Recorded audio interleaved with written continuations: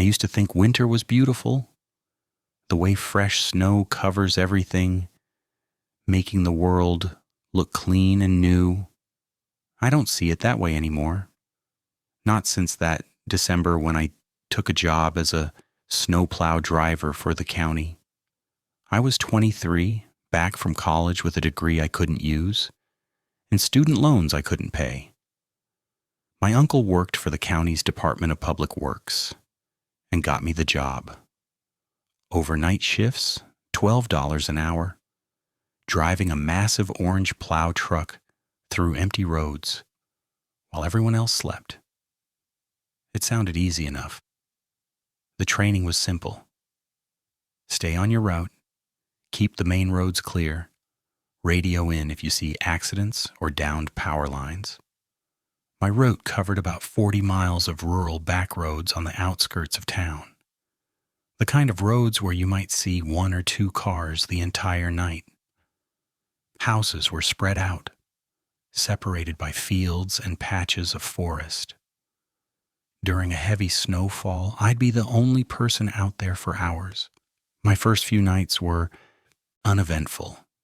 I'd listen to podcasts, drink gas station coffee, and watch the snow pile up in my headlights. The truck was old, a 1998 Ford with a plow blade that screamed every time I dropped it. The heater worked, though, and that's all that mattered when it was 15 degrees outside. It was my 6th night when I first saw the car. A dark blue Toyota Camry, maybe early 2000s model, parked on the shoulder of County Road 47. Hazards weren't on, no tire tracks leading to it, which was strange because we'd gotten 6 inches of snow that evening. It was just sitting there, like it had appeared out of nowhere. I slowed down as I passed it. The windows were frosted over completely. I couldn't see inside. I grabbed my radio to report it, but something made me hesitate. The car looked wrong somehow. Too still, too deliberate in its placement. The snow around it was undisturbed, which didn't make sense. If someone had gotten out to walk for help, there should have been footprints. If they'd slid off the road, there should have been tire marks. But there was nothing. Just the car sitting there like it had been placed by a giant hand. I convinced myself I was being paranoid and kept driving. Probably just someone who slid off the road earlier and walked to get help. Maybe the snow had covered their tracks. That had to be it. 20 minutes later, I looped back on my route. The car was gone. No tire tracks, no footprints. Just smooth, untouched snow where it had been parked. The wind had picked up, blowing fresh powder across the road, but even accounting for that, there should have been some indication. A depression in the snow. Disturbed ice on the shoulder. Something. But it was like the car had never been there at all. The road was pristine. The mile marker 47 post standing alone in my headlights, with nothing around it but empty white fields stretching into darkness. I told myself I'd been mistaken about the location, that I'd gotten confused in the dark. But I knew that road. I'd driven it 6 times already that week. The car had been right next to the mile marker 47 post, and now there was nothing. The next night I saw it again. Same car, same spot. This time I stopped completely, put the truck in park, and grabbed my flashlight. The wind was brutal, cutting through my coat like I wasn't wearing anything. I approached the Camry slowly, my boots crunching in the snow. When I got close enough, I could see that the frost on the windows wasn't normal. It was on the inside of the glass, thick enough that I couldn't see through it at all. I knocked on the driver's side window. No response. I tried the handle. Locked. That's when I noticed the exhaust pipe. No condensation, no heat shimmer. If someone was running the engine to stay warm, I'd see their breath in the air, some sign of heat. But there was nothing. The car was completely cold. I radioed it in to dispatch, gave them the location, the make and model, said it might be an abandoned vehicle. The dispatcher, a woman named Sharon who'd been doing this for 20 years, told me she'd send a sheriff's deputy to check it out. I waited by my truck, watching the Camry until I saw headlights approaching from the east. The deputy was a guy I'd gone to high school with, Derek Paulson. He pulled up behind my plow truck and got out, his hand resting on his belt near his flashlight.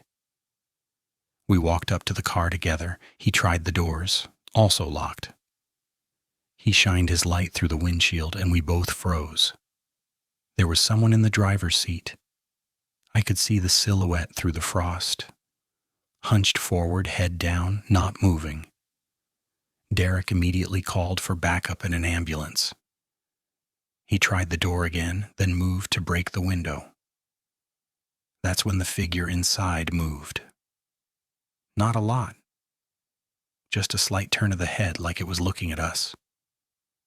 Derek stepped back, his hand moving to his gun. The figure pressed its palm against the inside of the frosted window. The frost started to melt where the hand touched, and I could see fingers. Long, too long, with nails that looked black in the flashlight beam. The hand slid down the glass slowly, deliberately, leaving a clear streak through the condensation. Derek was yelling something, ordering whoever was inside to show their hands, to unlock the door. I could hear the tension in his voice, that edge that cops get when something doesn't add up. But the figure didn't move again. The hand just stayed there, pressed against the glass, those two long fingers spread wide. I noticed the fingernails weren't just black. They were cracked, like old tree bark. And there was something under the nails, something that looked like soil or ash. The hand began to slide down the window in a slow, deliberate motion, leaving a streak through the melted frost.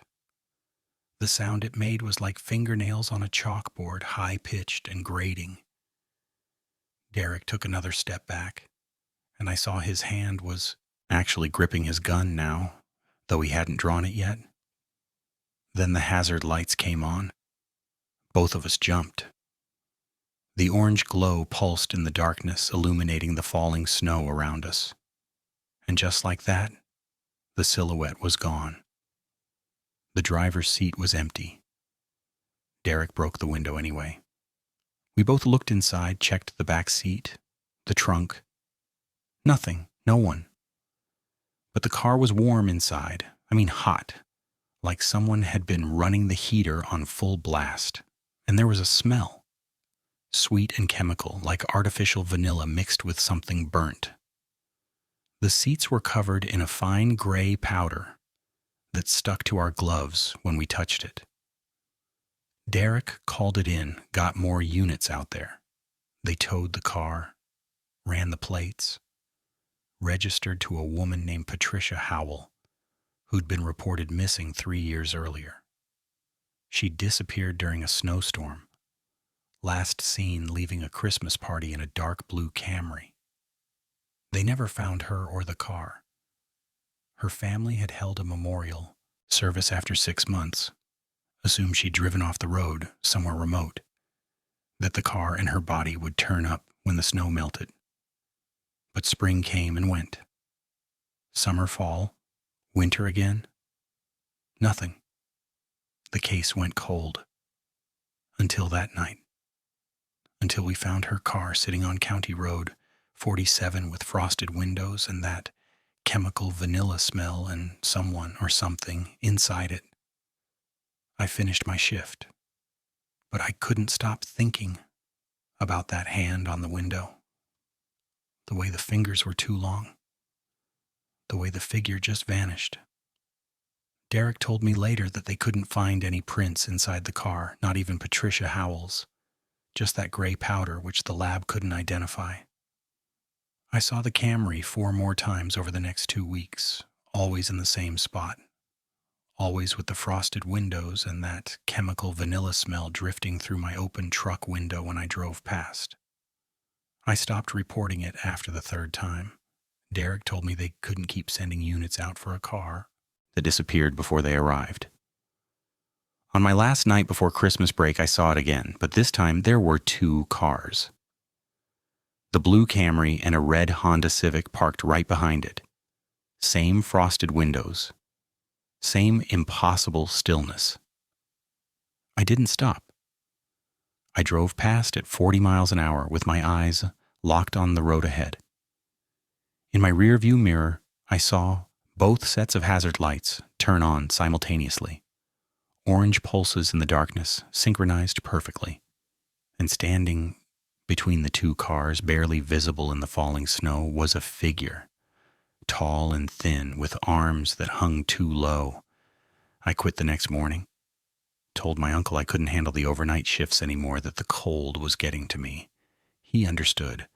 What I didn't tell him was that I'd started seeing that dark blue Camry in other places, parked outside my apartment, in the grocery store parking lot, always with those frosted windows, always empty when I got close enough to check. I don't drive at night anymore, during winter. And when I see a car parked on the side of a snowy road with its windows frosted over, I keep going. I don't stop. I don't call it in. Because I learned that some things that look like they need help are actually looking for something else entirely. That was 5 years ago, and I still think about those cars every time it snows.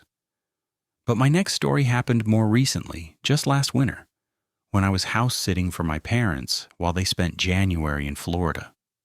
I grew up in that house. A 2-story colonial built in the 70s, with a basement that always smelled like mildew, and a backyard that bordered a small patch of woods. Nothing fancy, but it was home. The kind of place where you knew every creak and groan, where you could walk through it in complete darkness without hitting anything. My parents had been asking me to check on the place while they were gone, water the plants, bring in the mail, make sure the pipes didn't freeze. They were worried about the old furnace. Said it had been making funny noises before they left. Easy enough.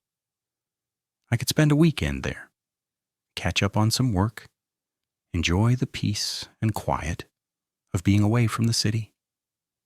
I drove up from the city on a Friday afternoon. The forecast called for a major snowstorm, starting that night 8 to 12 inches. I figured I'd spend the weekend there, enjoy the quiet, maybe get some work done on my laptop. I brought groceries, some beer, downloaded a few movies. I was actually looking forward to it. The house felt strange. When I first walked in, not bad, just different. It always feels that way when you go back to your childhood home after being gone for a while. Everything is familiar but slightly wrong, like a memory that doesn't quite line up with reality. The furniture was the same, the family photos on the walls. Even the smell was right, that specific combination of old carpet and whatever detergent my mom used. I spent the afternoon settling in, turning up the heat, checking that everything was working properly. The basement door was closed, which was normal. My parents never went down there unless they absolutely had to. Too many spiders, my mom always said, too cold and damp. I didn't bother opening it. The snow started around 7 p.m., big, fat flakes that accumulated fast. I made dinner, opened a beer, and settled on the couch to watch a movie. Around 9, the power flickered. Not unusual during a storm like this. I found the flashlights my dad kept in the kitchen drawer, just in case. That's when I heard it. A sound from the basement. Not loud, but distinct, like something heavy being dragged across the concrete floor. The sound was rhythmic, almost deliberate. Scrape, pause. Like whatever was making the noise was struggling with the weight. I muted the TV and listened. Nothing. Just the wind howling outside and the old house settling, the radiators ticking as they heated up. I convinced myself it was the furnace or the water heater making noise. Old houses do that, especially in the cold. The metal expands and contracts. Pipes knock against floor joists. Nothing unusual. Then I heard it again. Definitely dragging. Slow and deliberate, moving from one side of the basement to the other. I got up and walked to the basement door, put my ear against it. The sound stopped. I should mention that the basement door in my parents' house doesn't have a lock on it, just a regular knob that turns. When I was a kid, I used to have nightmares about that, about something coming up from the basement in the middle of the night. I'd wake up sweating, convinced I'd heard the door open, heard footsteps on the stairs. My dad eventually put one of those chain locks on the outside, the kind you see on hotel doors, just to make me feel better. He installed it when I was 7 after I'd spent 3 nights in a row sleeping in their bedroom because I was too terrified to stay in my own room. It was still there, hanging loose, the metal tarnished with age, but still functional. I tested it earlier that day when I first arrived, out of some childish need to confirm it still worked. It did. I tested the doorknob. It turned easily. The door wasn't locked from the inside. I convinced myself that I was being paranoid, that it was just the house making old house noises during a storm. I went back to the couch. At 11 p.m., I went upstairs to bed. My old bedroom was exactly how I'd left it when I moved out for college. Band posters on the walls, my old desk, the same navy blue comforter. I left the door open a crack, more out of habit than anything else. I could see the hallway light I'd left on, casting a yellow glow across the carpet. I woke up at 2:47 a.m. I know the exact time because I checked my phone. Something had woken me up, but I wasn't sure what. I lay there in the darkness, listening. The storm was still going, wind rattling the windows, and then I heard it. Footsteps downstairs, slow and heavy, moving through the living room. My first thought was that someone had broken in, but that didn't make sense. The storm was getting worse, and we were in the middle of nowhere. Who would be out in this weather? The footsteps stopped at the bottom of the stairs. I could hear breathing, not loud but audible over the sound of the wind, wet and raspy like someone with a bad chest cold. I grabbed my phone, ready to call 911. My finger was hovering over the emergency call button when the footsteps started again. Coming up the stairs, one step at a time. The third step from the bottom creaked, just like it always had. Then the 5th step, then the 8th. Whoever was climbing those stairs knew exactly which steps made noise and which ones didn't. I quietly got out of bed and moved to the door, keeping to the side so I wouldn't be visible from the hallway. The footsteps reached the top of the stairs and stopped. I held my breath. Through the crack in the door, I could see a shadow stretching across the hallway floor, tall and thin, with arms that seemed too long.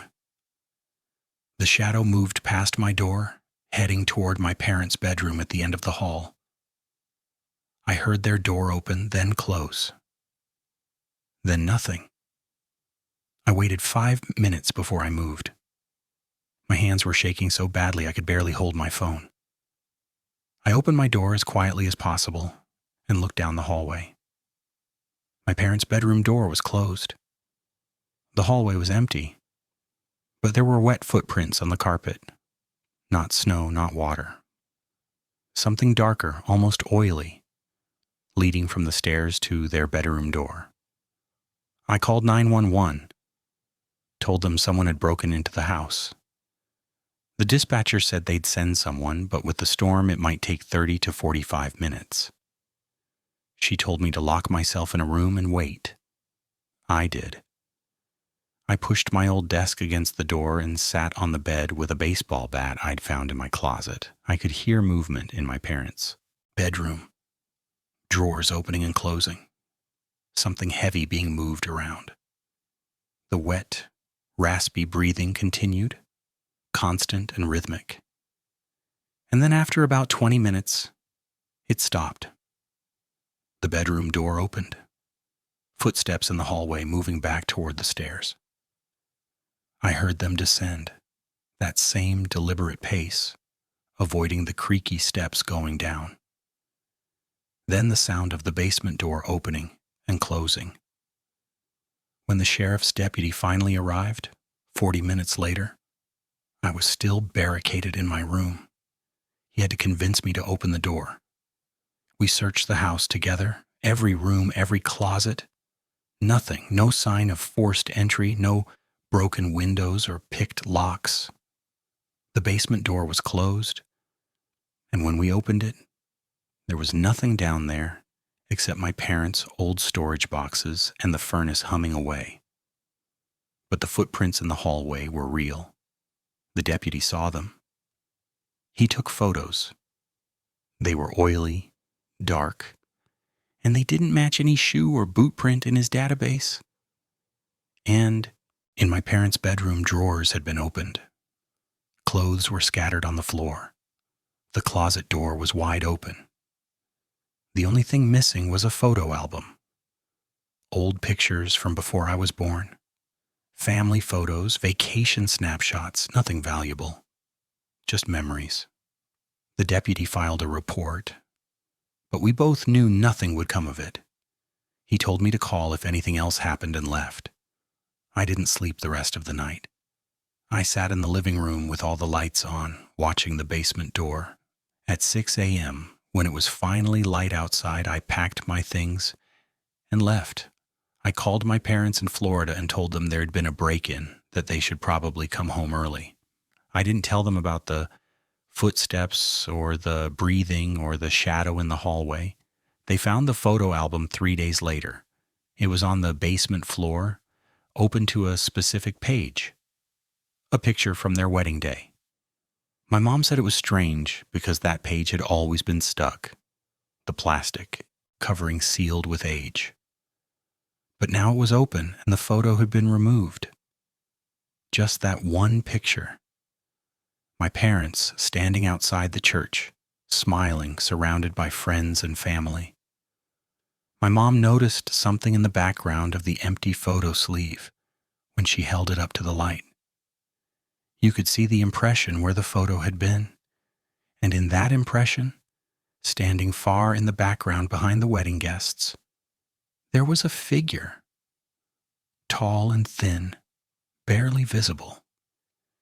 It hadn't been noticeable in the original photo, but now, with the picture gone and just the impression left behind, you could see it clearly. Someone had been watching them that day, someone who showed up in the photograph but wasn't invited to the wedding. I haven't been back to that house since. My parents sold it last spring. The new owners lasted 6 months before putting it back on the market. They said the basement flooded, that's the official reason.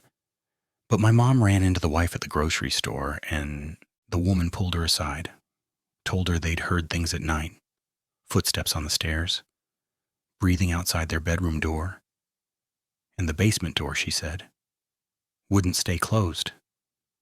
They'd lock it, chain it, even put a deadbolt on it. By morning, it would be wide open. The last story I want to tell you happened to my cousin Sarah. She told me about it 2 months ago, and I haven't been able to stop thinking about it since. Sarah is a nurse at County General Hospital. She works the night shift in the emergency department, usually 11 p.m. to 7 a.m. She's been doing it for 6 years, so she's seen pretty much everything. Car accidents, heart attacks, overdoses, you name it. Nothing surprises her anymore.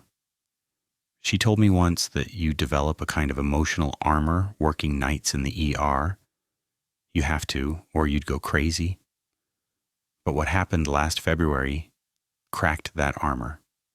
She's not the same person she was before.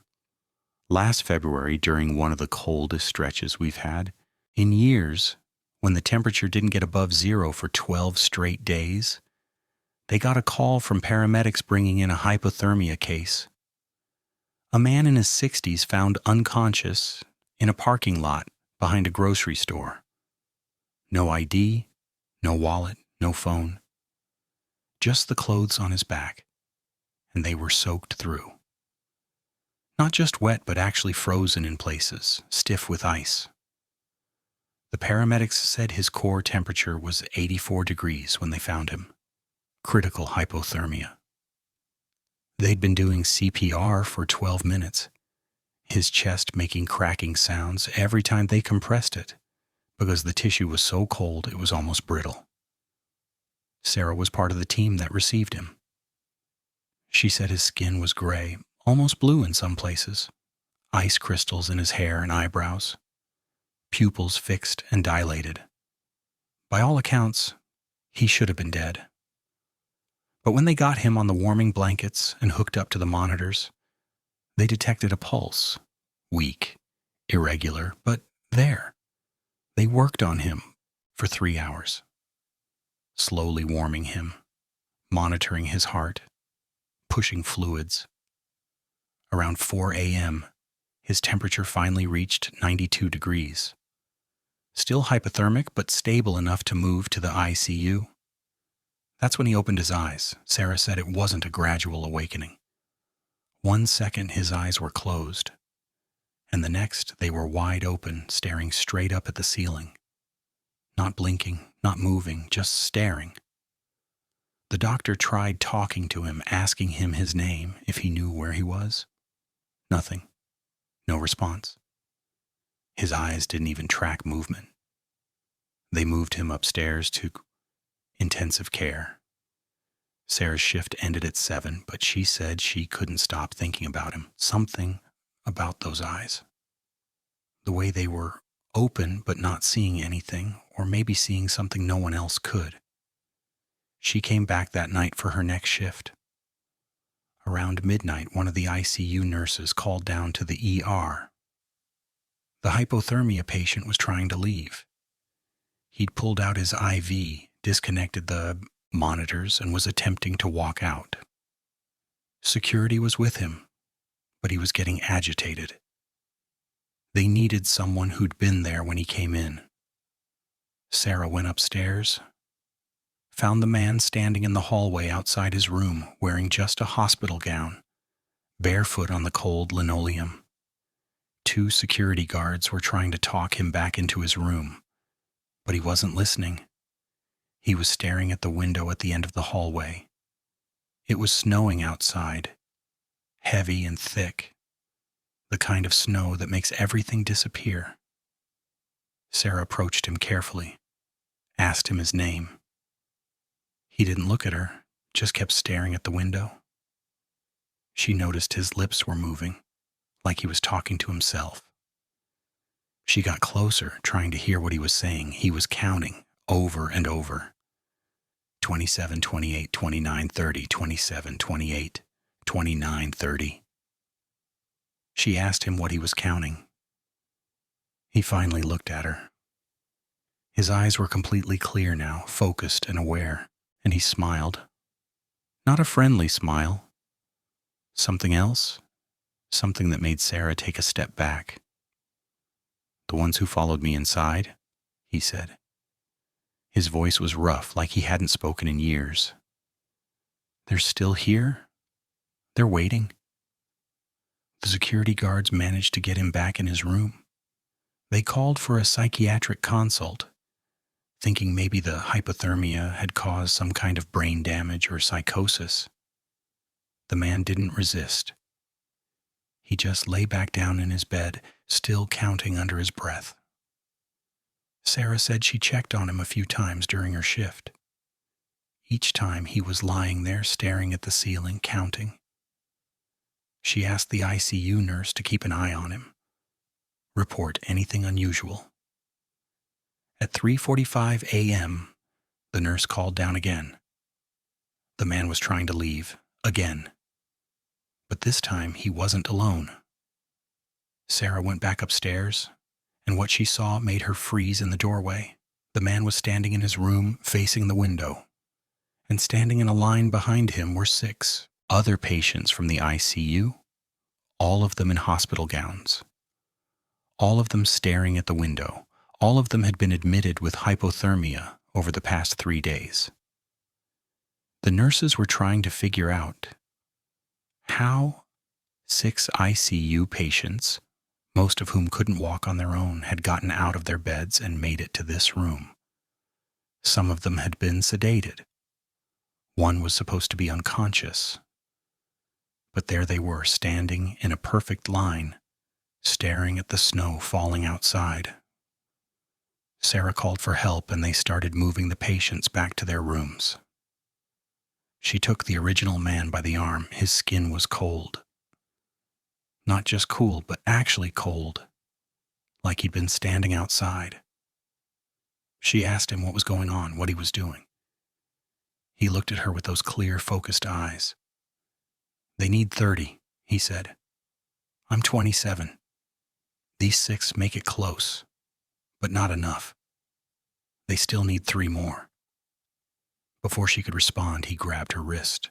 His grip was strong, too strong for someone who'd been nearly dead 18 hours earlier.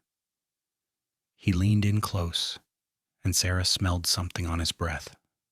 Sweet and chemical, like artificial vanilla.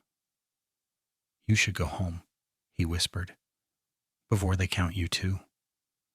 Security had to physically remove his hand from her wrist.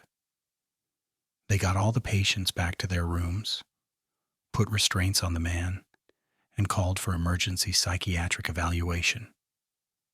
Sarah said her wrist was bruised for days afterward, a perfect imprint of his fingers. The psychiatric team came, evaluated him, ordered a medical hold. They thought he was experiencing ICU psychosis, common in critical care patients. But Sarah said there was something else. The way the other hypothermia patients had all gathered in his room, all standing in that line, all staring at the same spot on the window, like they were looking at something specific. She went to the window and looked out. At first, she didn't see anything unusual, just the parking lot, the snow falling, the security lights casting yellow pools on the pavement. Then she noticed them. Figures, standing in the parking lot. 7 of them, spread out in a rough semicircle, all facing the hospital. Just standing there in the falling snow, not moving. Sarah couldn't make out details from 6 floors up, but she could see they were tall, unusually tall and thin. She called security, told them there were people in the parking lot who might need help. By the time the guards got down there, the figures were gone. Just footprints in the snow, lots of them, overlapping and confused, like the people had been standing there for a long time, shifting their weight, waiting. The hypothermia patients all got better over the next few days. They were discharged, sent home, or to rehab facilities. None of them remembered gathering in that room or staring out the window. The psychiatric evaluation cleared the original man, deciding it had been a temporary delirium from the hypothermia. They released him to a homeless shelter since he still had no ID and couldn't remember his name. But Sarah noticed something before he left. On his discharge papers, there was a temporary name they'd assigned him for the hospital system. John Doe number 27. The computer had automatically assigned him that number because he was the 27th unidentified patient admitted that year. She never saw him again. But she told me that for weeks afterward, during her shifts, she'd catch herself counting. The patients coming in, the people in the waiting room, the staff walking through the halls, counting without meaning to. And sometimes she'd look out that 6th floor window and see figures standing in the parking lot. Never more than 2 or 3 at a time, but always there. Always facing the hospital. Last month, Sarah quit her job at County General. She said she needed a change, wanted to work somewhere with better hours, see more daylight. But I know the real reason. She told me that 2 weeks before she quit, they had another wave of hypothermia cases. 4 in one night.